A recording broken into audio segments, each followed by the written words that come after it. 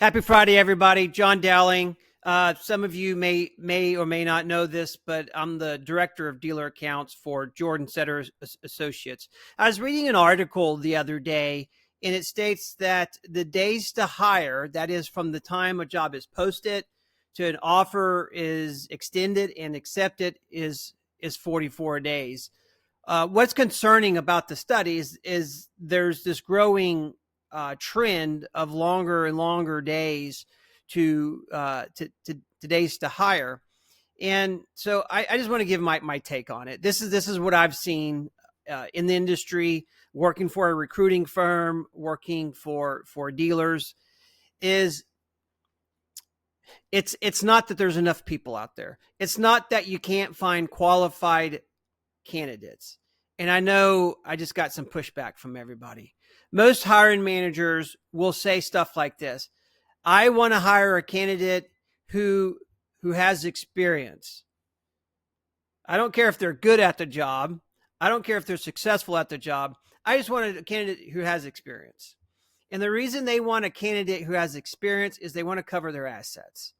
When that hire doesn't work out and you have to fire them, it's a part of being in business and managing people. Sometimes it just doesn't work out. You got to let them go.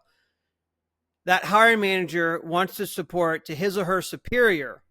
It wasn't their fault because they hired somebody who had experience and has already done that job for the last 20 years. That's all it's about. You can say whatever else you want to, but that's what it's about. Another reason hiring managers prolong the hiring process and wait, let's just call it, for that ideal candidate or that perfect candidate, is they're just lazy. Yes, I said it. Hiring managers are lazy. Not all of them. I know it's a general statement.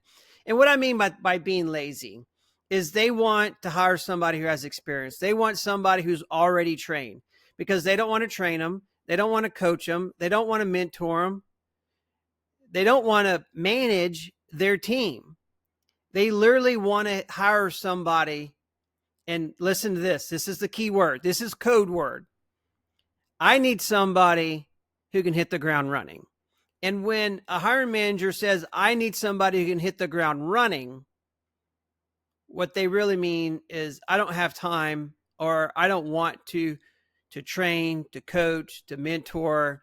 I want to find somebody we can just plug and play. I don't have to do my job as a manager because my employee is perfect. He already knows what to do. And then I can just sit back and relax. Another reason that a hiring manager, or another way that a hiring manager will prolong the days to hire, is they just don't prioritize the hiring process, the recruiting process. They're busy working. They're busy running from here to there, saving the day, putting out fires. But they wouldn't be so busy. Or say this, the reason that they're so busy is because they're short-staffed.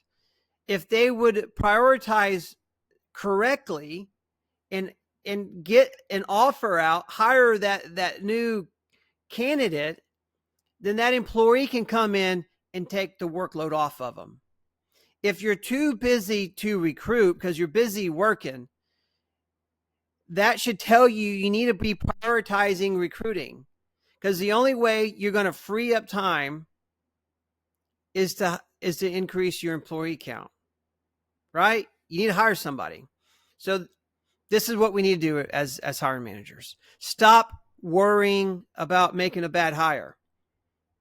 Now, we don't want to make every hire a bad hire, but if we can get somewhere around that 75, 85 percentile of hiring good people, that's okay. Not everybody makes perfect hires. Nobody's perfect.